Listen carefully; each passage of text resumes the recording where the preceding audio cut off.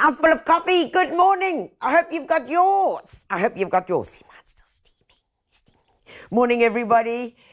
It is Thursday. It's our Builders Masterclass, guys, and we have got probably one of the hottest topics in gardening, which is indoor plants. Now, do we call them indoor plants or do we call them house plants?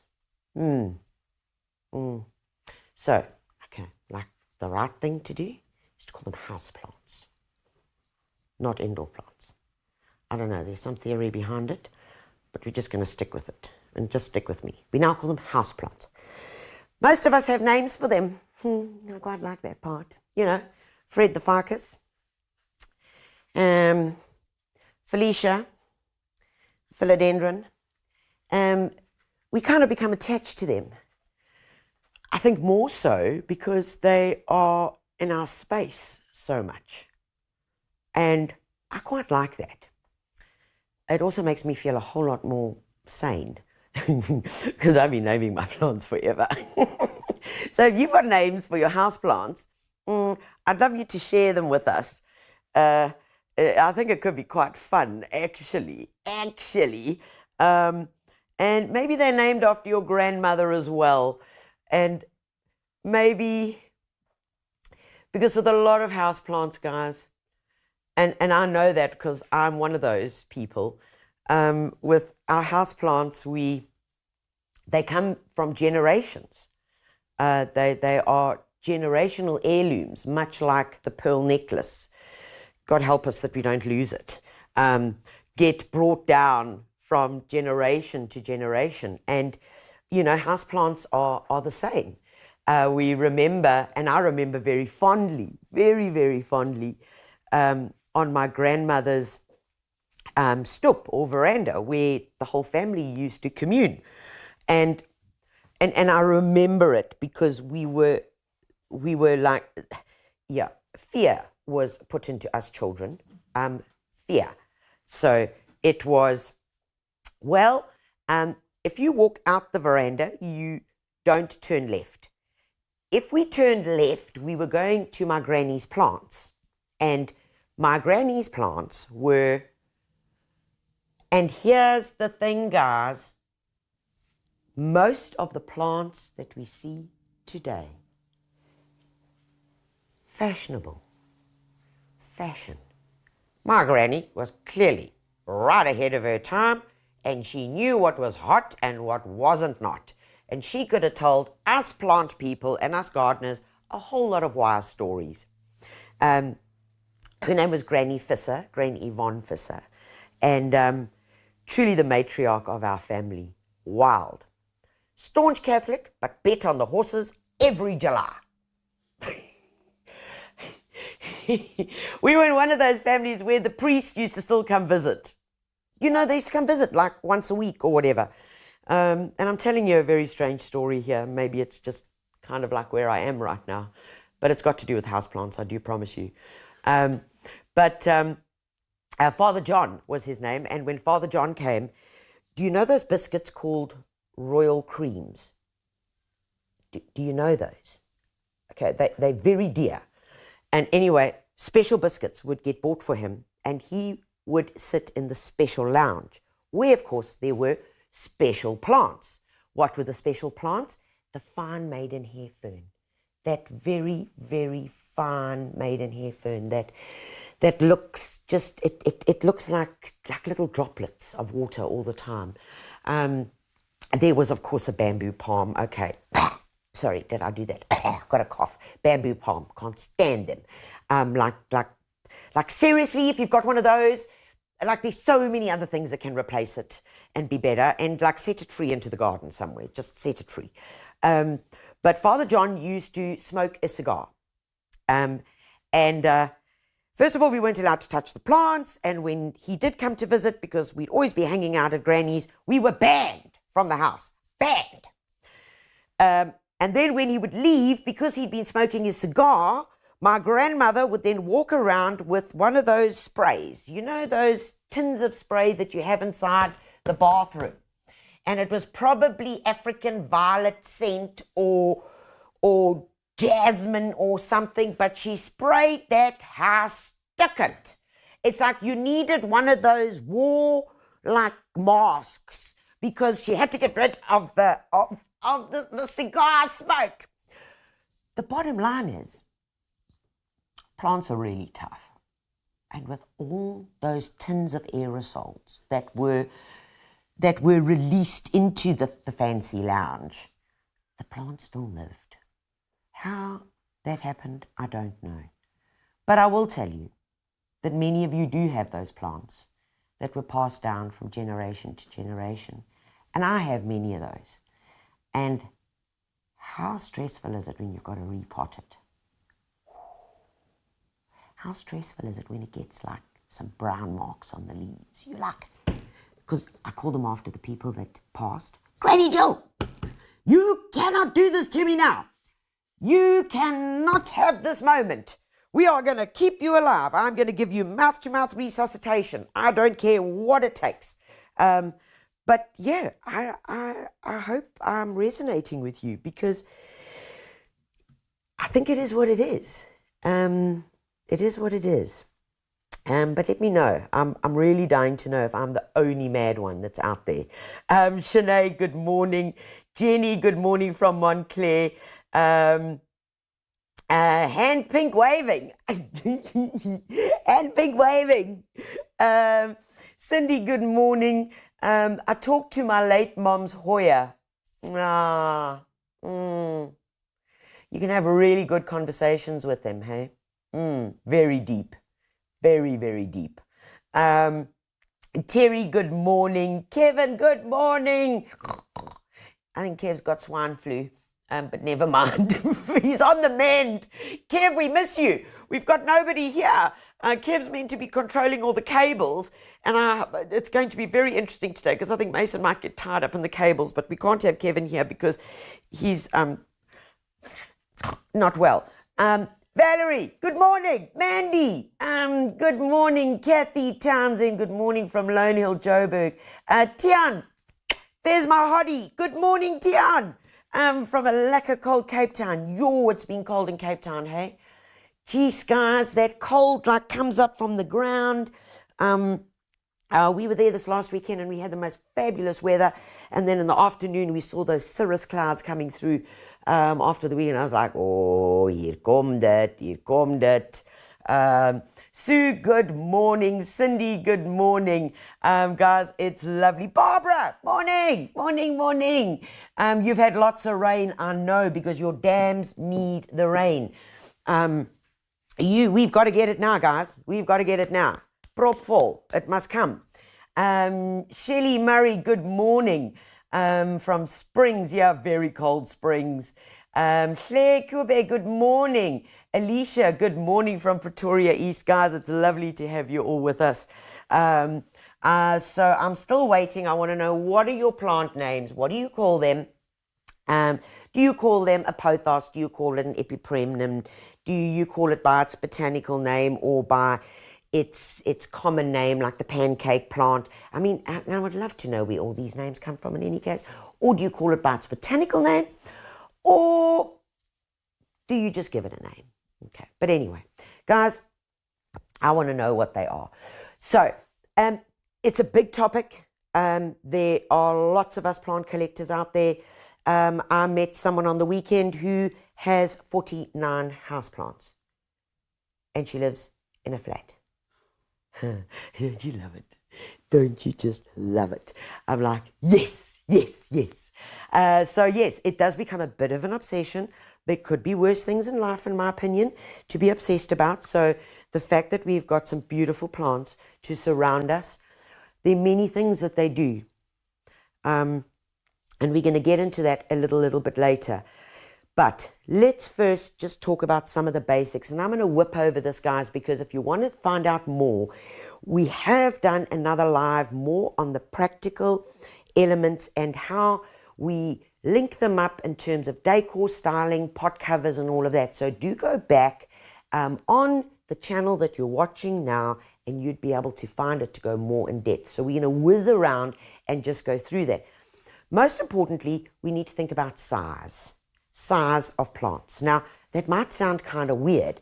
So the size that we buy the plant or we get the plant from our local builders might be something like this. He's a little guy. Oh, he's a little nunu, okay, in a little pot cover. This is a rabbit's foot fern. We can see why it's called a rabbit's foot fern. Oh, look at it. And it's got these aerial roots that kind of just climb out. But this guy will get, so if you leave it in this pot, okay, if you leave it in there, it'll stay that size. Okay, but if you release Willy, if you free Willy, it will get about that big. The bigger the pot, so it just climbs and goes and goes and goes. So one of the great things about indoor plants is our ability to control. Okay, our ability to control. Now, think about that, because I want you to think about where we end up putting them. Now, this is very, very interesting, because we buy plants because we want it to go here. We want it to go on the coffee table. We want it to look gorgeous. But we need to change the paradigm. We need to say, I'm looking for something that will grow here on this patio table. It doesn't get too much light. There is a front door there, so there's going to be quite a bit of wind. So is the plant right for the place? Or is the place wrong for the plant? Because most times we get it, we're like, you're pretty, you can go here in the darkest, dingiest corner of the house because we're looking for something to lift it. All right. But in saying that, so what are we saying then? We're saying that you've got to choose the plant to fit the light conditions, where it would grow best, and we're going to give you a few tips about that, how to identify that. How do we know if this guy needs a lot of light? I mean, you're going to make me read its name? It's a Zamilifolia. Yes, Zamilifolia. But what do we know it as? The ZZ. We know it as the ZZ plant.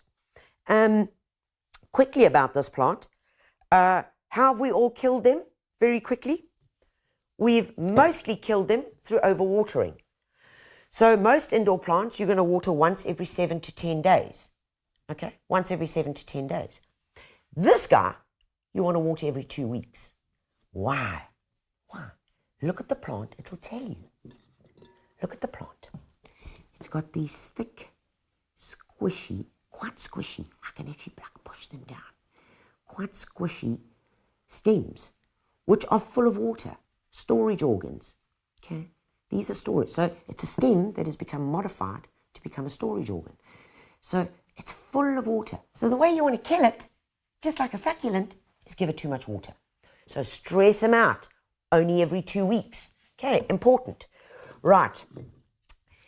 Let's just look very quickly at different types of foliage in terms of where they are and what will work.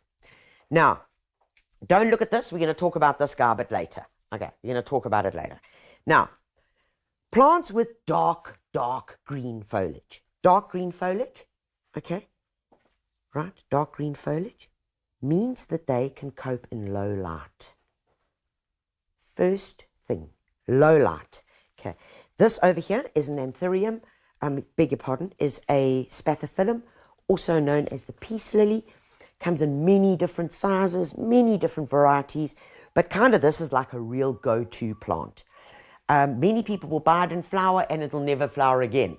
The reason why it doesn't flower is because although it enjoys dark light, to get it to flower, it requires a little bit more light. I'm not saying take it outside and give it a suntan, okay? No. I'm saying put it in a spot that will then get diffused light. Remember, most indoor plants or house plants originate from the forests. That's what we always need to bear in mind. These weren't created for us as a house plant. No, we've got to think where they originally came from. So most of them come from the forest floors, and then they have the ability to climb to reach to the top of the tall trees where they then can get the right amount of light, excuse me, and photosynthesize. And some of them almost become epiphytes. What's that? An epiphyte means that they've got roots that become spongy, and their roots can attach to trees to help them climb up, and the roots are able to absorb moisture. They don't kill the tree. No. It's what we call a good relationship. So they cling onto the tree to be able to climb up a step ladder and to be able to get to the light. And a perfect example of that is this guy over here. Come and have a look here. Now, this here is an epipremnum, also known as pothos. Now, guys, pothos. What is pothos? Pothos, they actually belong to a family called the Ericaceae family. It's a large family of plants, of which there are many that we know are all related. So anthuriums fall under that. These guys, epipremnums, and then these, of which we all know. Come on, this is a birkin, this is a philodendron. So philodendrons, believe it or not, have about 500 species in their genus. So it's philodendron, birkin, philodendron, silver sword, philodendron, prince of orange. So there are many different varieties. Now, all of these, the ones that I've just mentioned to you, so philodendrons, they come from the forests of Central America, south, low south, and so, bigger pardon, higher south and lower North America. That's where they come from, the forests. These guys over here, okay, and here's a very interesting thing. Most of them come from Himalayas, China, into Australia as well. But you say, but they're tropical. Yeah, but they come from the east. All right. But here are those roots. Do you see? There are those roots that you can see. They become quite fleshy, quite rubbery. And they have the ability to cling on and to then be able to absorb moisture. So many different uses for this. So when we talk about uses of plants, a plant like this can be used in a hanging basket, all right, to create height and cover negative spaces. So if this was a wall, okay, let's take that away so you can see it. There's the wall. Yeah, looks pretty yuck, eh? But to fix spaces, what does it do? Gives us height, gives us interest, allows the plant to cascade down. Now remember, gravity does this. However, if I had to do that, okay, and if there was light, and this is the big if there was a window somewhere on that side, it would cope like this.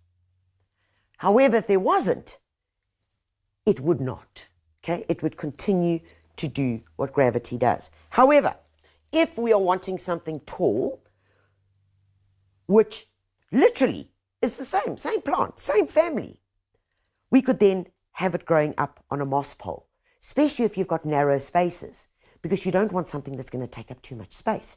So for narrow spaces, difficult areas, consider this. And I mean, I love this foliage. And I'm going to talk about variegated foliage here very quickly.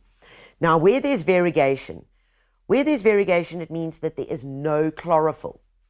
Okay, there's no chlorophyll. So in this case, in this leaf, only 2/3 of the leaf is able to make energy. So that tells you that this plant needs to be in quite a lot of light. Yes, because it doesn't have that much chlorophyll. So you've got to put it in quite a bit of light, because if we put this in darkness, what's going to happen? If we put it in darkness, this variegation will eventually go, okay? And these leaves, those lines will become thinner and thinner, and most of the plant will actually then become green, okay? Because the plant's having to find more light in order to grow. Okay, does that make sense? Right. if you have space and you're wanting to do something that's quite dramatic. There is nothing quite as dramatic as repetition, concentric repetition. And that comes in so beautifully when we deal with something like a beautiful bird's nest fern. That it's modern, it is that rhythm of repetition, the clean, beautiful strap-like leaves that just simply yearn for us to go in and look and look. And this plant needs space, and it can be seen beautifully from all angles. So consider that as well as a factor. And if you're going to be putting it in the middle of a table, all right, as like a centerpiece or something, remember what plant you're going to put there, guys. You're not going to be putting something like this in the middle. I mean, this is practical stuff. How are you going to see the other person at the table? Well, maybe you don't want to see them, so then you put one double the size there. Well, do you know what I'm saying? But the bird's nest ferns, amazing. What I do want to show you very, very quickly is why so many of us are, why they die with us, guys, why they die. And the reason why a bird's nest fern dies is because of this. A bird's nest fern has the most fine, look at that, fine matted root system. This is just roots, because these grow naturally in the forests, and you normally find them growing in the forks of trees where birds have left the spores, or the wind has taken the spores there, and they set root, and that's where they grow. Do you notice? Watch here. That's what I want to show you. Do you see the water? Okay. When this guy dries out, when he dries out, guys, that's when chaos happens. Because these plants, where they live, in the forests, in the forks of trees, where it rains almost every day because it's a tropical rainforest. If they dry out, how do you know? You know 10 days later, when its edges of its leaves are curled brown and they start then turning grey. So we've always got to ask ourselves from whence it came. What does it like? And the name also tells us it's a bird's nest fern. Ferns enjoy soft, squishy, moist environments. So don't let it dry out. Okay. Right. Oh, no, you don't belong there. Okay, right. Plants, indoor plants, the one thing I'm always saying, what can I buy that flowers indoors? Guys. There are very, very few that can flower. However, if you're looking for something that will last 3 months, easy, 3 months, and still give you the color, then there are these. Now, I'm not going to go into them in a big way because we have done so much on these, and you can go back and read about them or listen to us on one of our previous lives. Guys, this is a bromeliad family. Pineapple, you can see it. This is called a freesia. Freesias have these beautiful spathes, okay, colorful spathes that come up, and the flowers are actually sitting in there, way in there. You can see these haven't even opened yet. Insane plants, tough as nails. Really, guys, so tough. You can't kill this. And the good news is that after it's finished flowering, and here's another example. In fact, here's a really good example, that when they have finished flowering, and it's weird because it's actually not the flower. The little flower is deep, deep inside there, and I'll find one to show you. Here. Here is the flower, actually. There are, Mason, if you can see it there. There's the little flower. You see, there's the pollen. There's the pollen on my fingers. This is what we call the spathe, okay? And that is the colors. And they do that. They do that in nature to attract the pollinators. Because, like, if you're just this green blob, okay, you're a green blob and you're, like, looking for succession, you got to do something. Like, you got to wear some bling or something. You know, you got to dress up. So how do they dress up to attract their mate? Well, they create these beautiful, colorful spathes which then attract the pollinators, which will then come and pollinate. But after the 3 months, after it's finished flowering, this thing dies back, okay, and then the mother plant has done its job. It's reproduced, supposedly, and the mom dies. But coming up from the sides is the next generation. And if you're lucky, you don't only get one.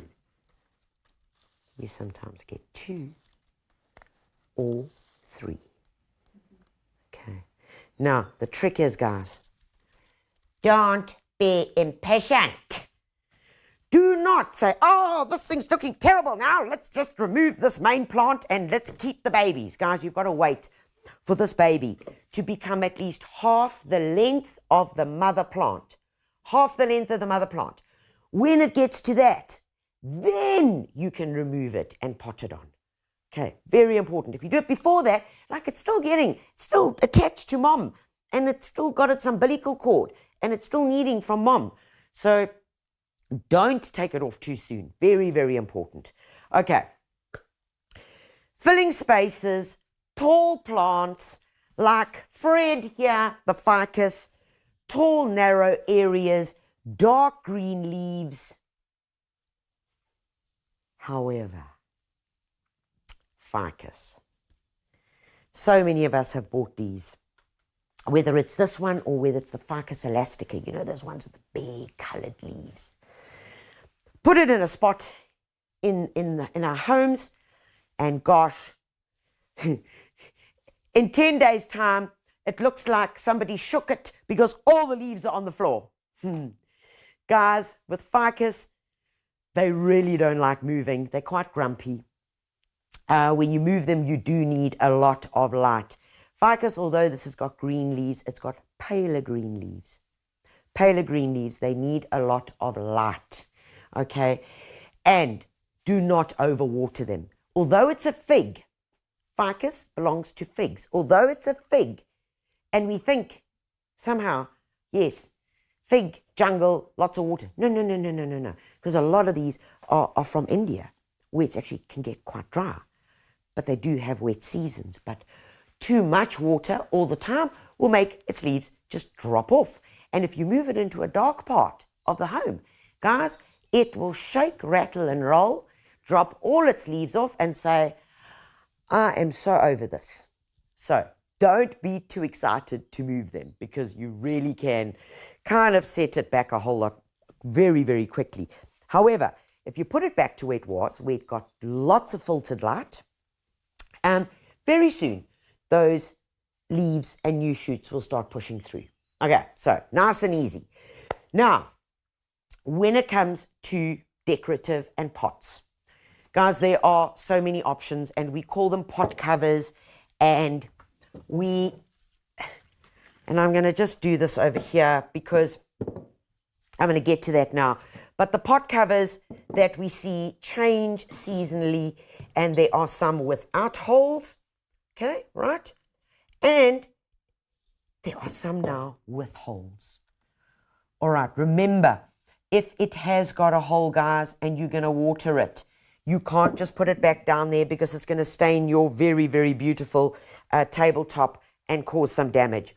And remember the standard thing, if it is in a pot, when you water them, you've got to take it out. Give it a good watering, okay? Give it a good watering, and then drip, drip, drip, and then you can put it back. It's really important, or else you're going to end up drowning them. Other pots, and guys, things have changed, and they really are not bad. But remember, if you do have a pot, and this is perfect for balconies, patios, where you're putting larger plants, and I really like this color. If I take a bit of the dust off it, it's almost like a steel bluey color. But then you are going to need a saucer. And remember, saucers are there not to hold the water, so that you don't have to water the plant. No. Saucers are there so that when you've watered and the water is caught here and it doesn't go over your very, very fancy Italian tiles.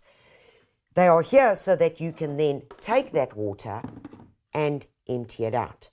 Because just like you and I, if I had to put you in a very big drum of water, causing chaos today.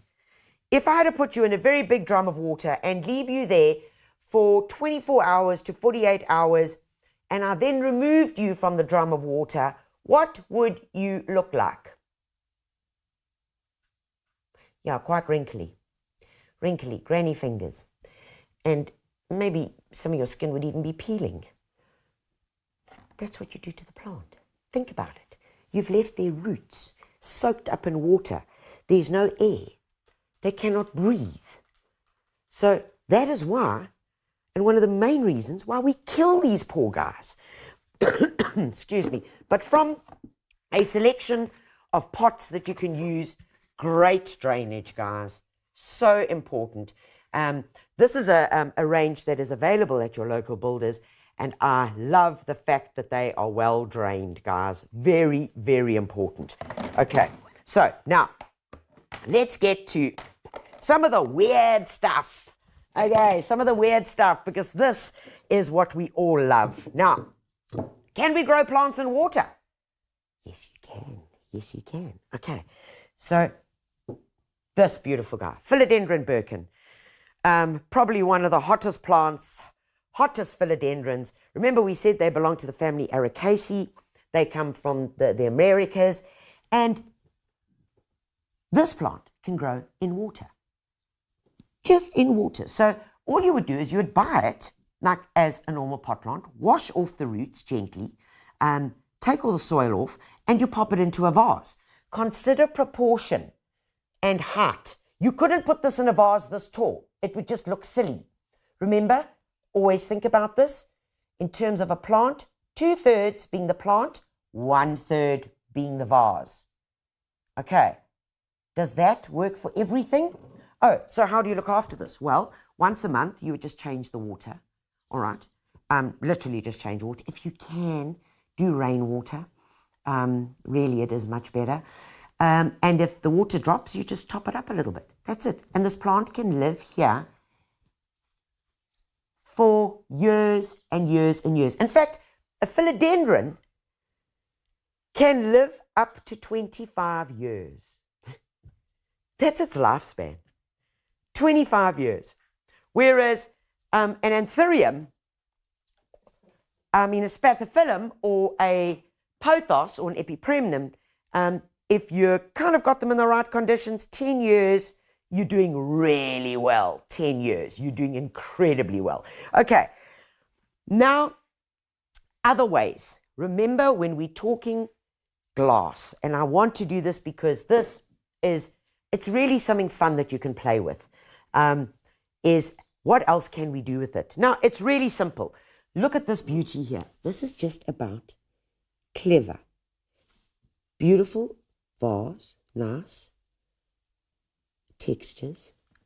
The simplest, most commonest plant in the world, the hen and chick. Easy peasy, guys. Popped in there. So, how can we do it at home? Nice and easy. And I'm also going to show you something like this. Look at this little epipremnum. He's been growing in here for years. Years. I mean, you can see, look at the roots. Guys, look at the roots going round and round and round and round. But completely happy. And it really looks nice. If you have to put these together like that, you've taken a negative space. It could be in a shelf. It could be on a shelf. You've created something amazing. And the best part about it is that you can just change it up. So, how do we do this? How can I get to make more? Very easy, guys. So easy. Take a bottle. In this case here, this is a chutney bottle. Yes, chutney bottle. All we're going to do, add a bit of water into it. Come on, guys. This is so easy. And I'm going to show you some options here.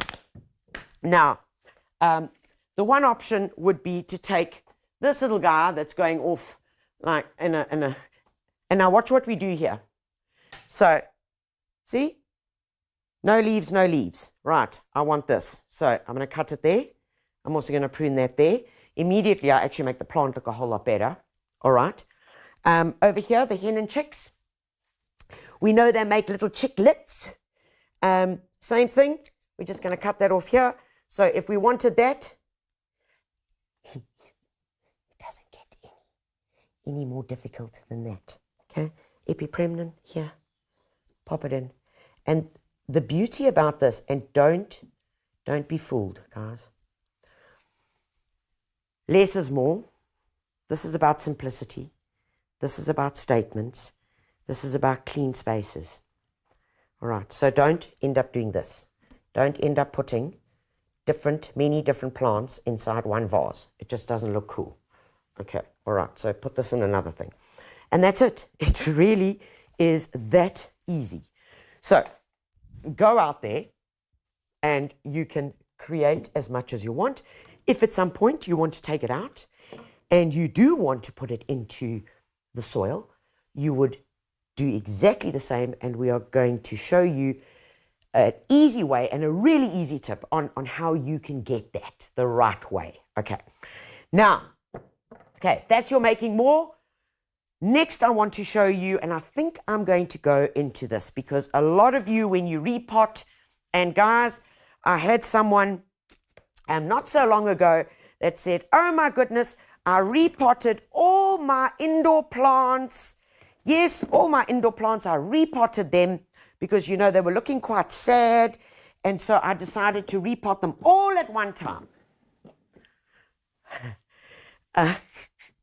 So now, here's the thing. When you are going to repot them, do not do it in winter. Why? Because the temperatures are cold, guys. These plants are tropical, for goodness sake. They're tropical. And if you are going to repot them, do them when the plant has the best chance of recovery, which is in the growing season, which is when the temperatures are warmer, right? And when you do repot them, you never, ever, ever, ever then leave them on the patio so that they can just like settle in a little bit. No, you repot it and you put it back where you had it. Very, very important, because to try and keep that consistency of where the plant is, of the light, is so, so important. But here is a basic potting mix, guys, and you can use this for most of your indoor plants. Now, okay, what I'm going to do is, this is just a good potting soil, right? Pick it up at your local builders. I'm going to put 2 parts of that. 1, 2, whatever that is, okay? 2 parts of that. I'm actually going to do this, sorry. I'm going to do, there, 3 parts, okay? 3 of my little buckets. I am going to be using some palm peat, guys, and you know the stuff. This is the beautiful, beautiful stuff that starts as a block, all right? And then you break it down, you add water, and it turns into this wonderful peat that is light and airy. And it just works so well for germinating seeds, and especially in your potting soil. Right, into here, I'm going to add 1, 2 scoops, okay? So we've got 3 potting soil, 2 of those. Right, next is going to be this, which is perlite. Now, what is perlite? Perlite is a volcanic substance. Some people might think it's polystyrene, but it's not. It's not polystyrene. Perlite is quite squishy. It's got a funny sound, all right? And perlite is incredibly airy and incredibly light. And remember, when we're thinking about indoor plants, okay, where they grow in the forest where there's good drainage. They need air. Some of them are even epiphytic. So drainage is important. So into here, I'm going to add in 1, okay, and a half. So we've got 3, 2, 1.5. Got it, right. And then, although drainage is really good, and this sounds completely juxta, although drainage is so, so important, the other thing that we need is the ability still to hold moisture. And that so doesn't make sense. But it does. Just trust me. This is how it goes. And in here, 1 of what I'm using here, which is called vermiculite. Now, vermiculite is also a volcanic product. It has the ability to hold and store water. In it goes, right, and then we just mix it up. All right, and what you're going to find is we are going to have a mixture that is going to be coarse yet fine. It's going to be able to hold moisture yet drain well. Okay, and when we've mixed this all up, this is a great mixture for any of your aroids. What are aroids?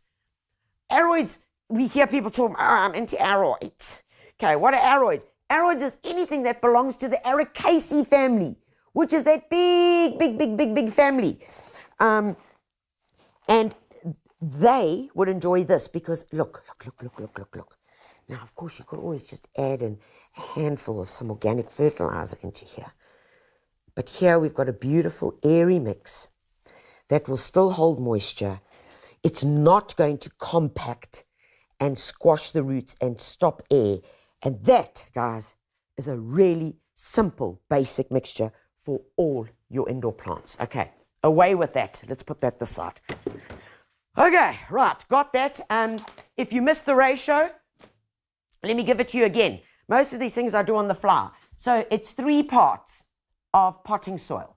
It's 2 parts of palm peat, 1.5 parts of perlite, and 1 part of vermiculite, and a handful of organic pellets if you can. Right, okay, Roger.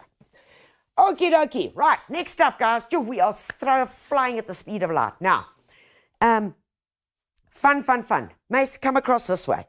Now, guys, indoor plants are not only about plants that live in a pot. They can also be incredibly decorative. Now, when I think about the amount of money that people spend on table decorations or arrangements of flowers or whatever, I sometimes start turning inside out. Because there are other ways that you could create something similar using the plants that you actually have available. Now, guys, just take a look at this. This was a log that we had. We decorated it, put a bit of old man's beard, bromeliad in it, bit of moss, and there is an insane centerpiece focal point on the patio, outside, under trees, on a table, gorgeous. And the only thing you've got to do to keep it alive is spritz it. Okay, so very quickly, we're going to show you. This is what we call temporary fun. Okay, temporary fun because, you know what, when you get bored of it, you just dismantle it, guys. You dismantle it and move it on. You know, like, okay, I'm over you now, because that's how life works. So here's a beautiful piece of wood. You are always going to have a few bags of this, guys. You can pick this up at your local builders. They're normally in the garden center section. As you walk out those doors, they're normally in like bins on the left or right. Okay, they come in these little bags like this. All I'm going to do here today is I'm going to take some air plants, because they actually are great indoor plants. They just need light. And remember, they are epiphytic. So they get their moisture from their leaves, from their scales, and also from their roots. So very, very easy. What we're going to do is find some little haikis. Okay, pop that little guy in there. And you use the moss. You can tie these guys down, guys. You can. But you know what? In terms of tying, you can use all sorts of things. I mean, this is my tying box. And I've got some of this plastic-coated wire. I've got some of these things, which is tape. I've even taken a bit of weed guard, and I cut it into strips if I need to tie things. But this is the box of tricks. But I'm not even going to need that today. So these are bromeliads that literally we pulled out of the tree. I mean, air plants. Jeez, my brain is nowhere today. Sorry, guys. We literally pulled these out the tree because we've got some clumps. And all we're going to do is pop them into some spots. Now, I can't see what I'm doing because I'm working from the other way. So we're just going to do that. Pop that little guy over there. Okay. Squish some in. Now, if you need to squish your sphagnum moss in, take the end of a scissors and you get it in there nicely. There we go. Into all the little haikis. All right, we can put something else to pick up a little bit of drama along the way here. And you, my little friend, are going to go in here. Oh, yes. Okay. Remember, when you're playing like this, try and work in threes. Try and balance it. So I've got 1, 2. I've got one big guy there, focal point. Okay, and then I'm just going to balance it out with maybe a little guy over here. Okay, just like that. Now, all we got to do to look after this baby is give it a little spritzer. You could even just do that every now and then, okay? Because remember, as you water them, their scales open, and so they take in the moisture. What I would recommend, guys, is that if you're using one of those, is take some Nutrisol, which is a really good plant food, guys. It's 10 milliliters into 5 liters of water. It is so cost effective. 10 mils into 5 liters of water. That is like a drop. And you can use it for veggies, indoor plants, outdoor plants. You can use it as a mist. You can also use it as a drench. Okay, but as they say in the classics, I am not done yet. Or is that Arnold Schwarzenegger? I forget. But what we're going to do here is, if I can get this thing undone, you know, it's like when my fishing line becomes a bit entangled. I don't know what kind of patience you guys have, but mine does wane at times. But look, I'm going to get it right. Yes, and someone is shouting at me from the back, just pull it. If I pull this thing, I might break it into 17,000 pieces. Now, at your local builders, guys, go down one of those alleys near the electrical department. Yeah, one of those little alleys. And you're going to find all these cool lights. So all we're going to do here is we're going to just do a little how's your father, you know, for a little bling. Just a little bit of bling. Okay, do something like that, something like that. Okay, you can see I'm doing this in a really big rush. Of course, you could take your time about this, whatever. There. But I've got one more thing to do, because I'm going to steal some old man's beard from here. All right, old man's beard. Also, believe it or not, this is also a Tillandsia, air plant. Okay, and what you can do here is you can also still hide some of your mechanism. There, you see, and then you can do that. Now, in my humble opinion, yes, this does look a bit rackety. That took me less than 3 minutes. If you had to go out and buy a bunch of flowers, it would cost you nothing less than 200 Rand. A piece of wood, 4 Tillandsias, a little bit of light, and you've got something that will last you for years and years and years. And when you get bored, as we do with things, and we want to put a bromeliad in there, we do that. And we just keep swapping them out. So guys, that to me, that's kind of fun. It's very creative. And you don't have to be creative to do this. I can't draw stick men, and yet I can still manage to get this right. So guys, get out there and enjoy it. There is so much more to it. And I'm going to put this little beautiful over here to make fancy. There we go. Make fancy. All right, there we go. And I'm going to put that over there. Oh, look, you're looking beautiful. You're beautiful. Okay, right. Let's see. Some questions on the go here. All right. Hi, Tanya. How do I make a self-watering pot? No, I bought one from overseas and and my plant never looked so good. I know it won't work for all. Oh. Elisma, okay, I'm going to put my head on a block here. And I might get shot. Self-watering planters are rubbish. I have yet to see one that really works. I have yet. Because the bottom line is, a self-watering pot. Example, Exhibit A. Give me a second. Self-watering containers normally have a well in the bottom. okay? It's a well with a mesh. And you can put water in there, and then the water can stay there so that it doesn't touch the roots. However, if you water too much, where's that water going to go? Oh, it's going to it's going to rise above the pot.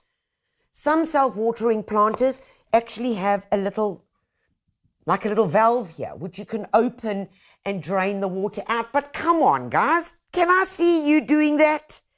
Can I see you opening it up like the little oil valve and draining the water? Ah, Pooh Bear.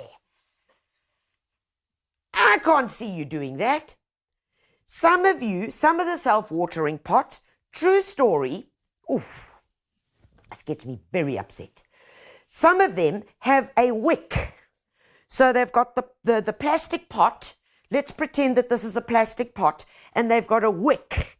Okay, and this wick then sits in water. Wenna, come now. Come, stop trying to be so clever. Sorry, what was your name?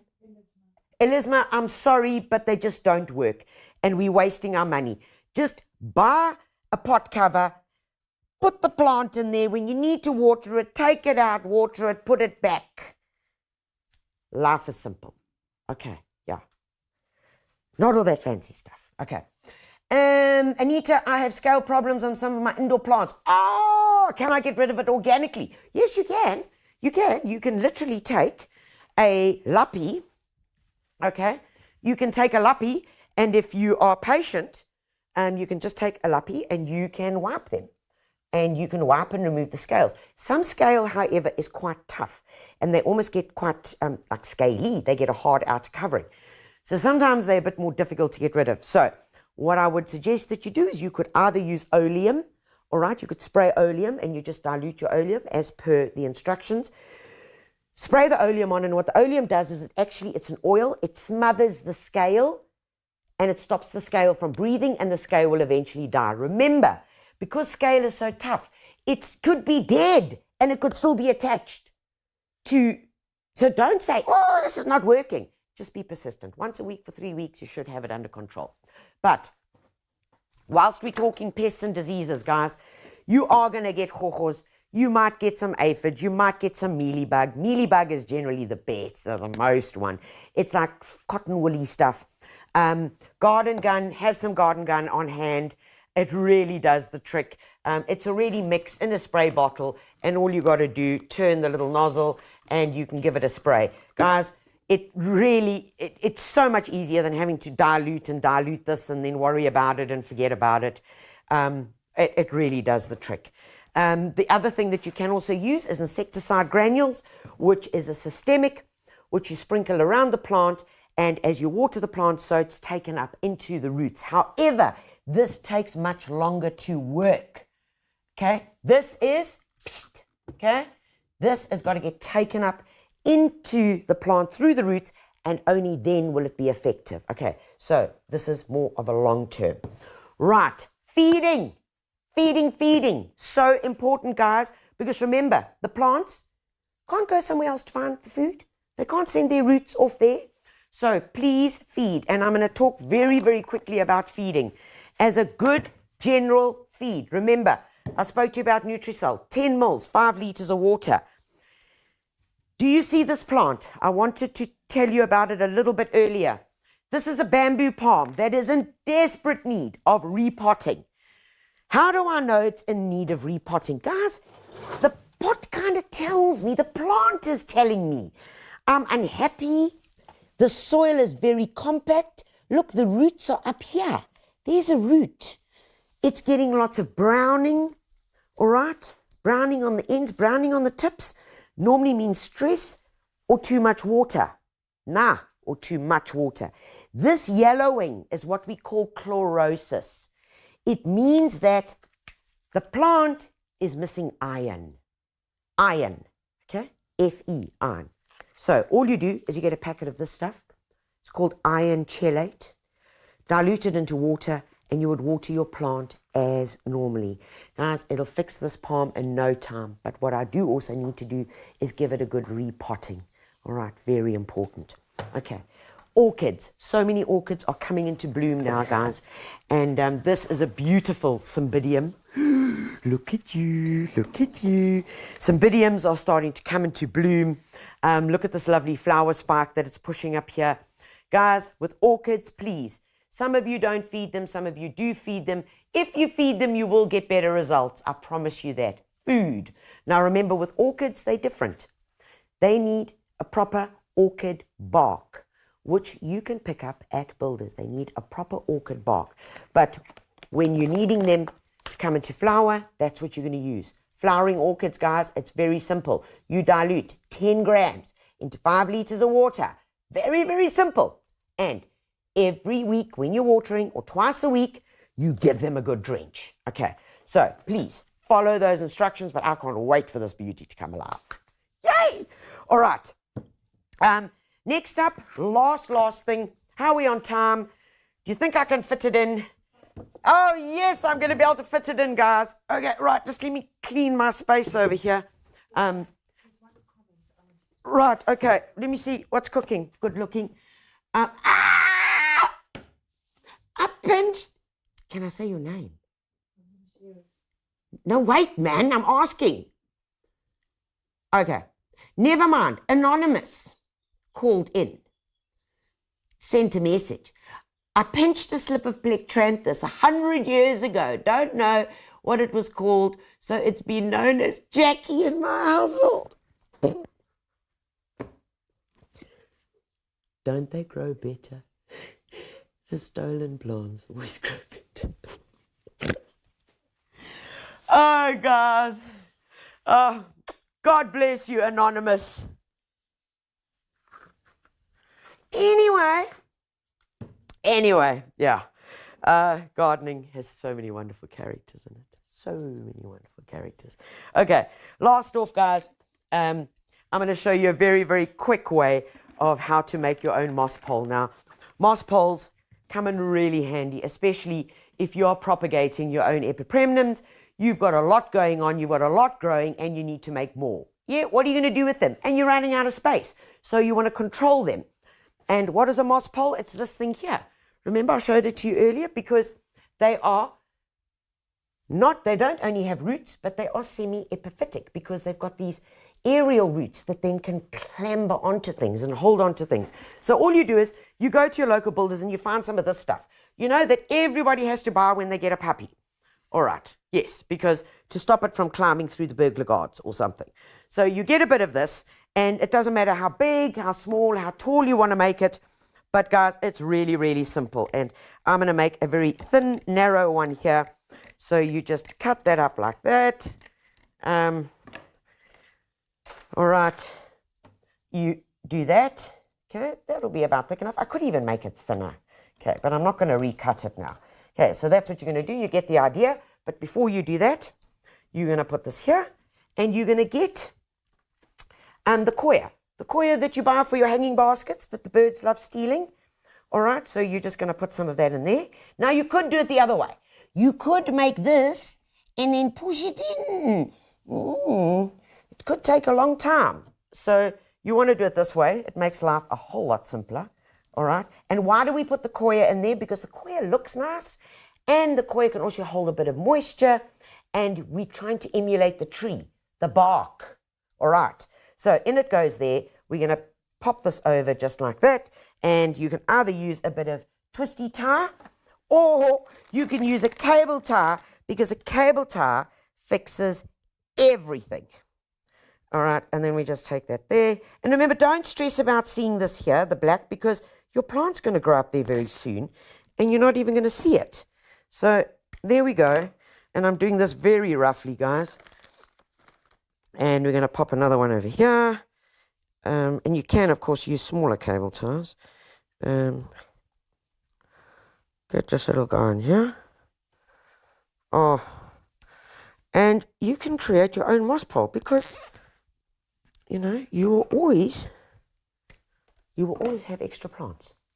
You will always have extra plants that you need to take cuttings of, give away as gifts. You simply can't throw them away. I don't know about you guys, but I can't throw them away. Okay, right. So I should put more cable ties in here, guys, but time is against me. So bottom line is, there it is. There's your moss pole. Nice and simple. Put it into a pot. So how would we do this? We would take any pot, plastic pot, whatever it is, preferably a plastic pot, as our growing mechanism. Pop that in, and you actually bury it in there, okay? Very important step. Bury it in there. Plant your little cuttings around there, and very soon your plants will automatically start hooking onto there. And there's a quick DIY moss pole. So nice and easy. So guys, that is it. It is due day for gardening. It's due day for everything. Winter might be here. The days might be short. But there's always lots to do. And tomorrow is the winter solstice. Do you know what that means? After tomorrow, the days get longer. Hallelujah, hallelujah. Guys, remember to pop into your local builders to get your hands on my gardening magazine. This is out right now at your local builders, right near the garden centre. You will see the gardener or detainee and grow to eat, whether it's brassicas, whether it's citrus, whether it's what to cook with the yummy things that you've grown in your garden, how to fix bad areas, sowing seed, what to prune, how to prune it, and of course, a lot of indoor plant inspiration. Folks, it's been an absolute pleasure spending the hour with you. I've had loads of fun. Remember, if you've got names, do share them. Most importantly, get out there, get it done, because it's due day. And to all of you, God bless you and happy gardening.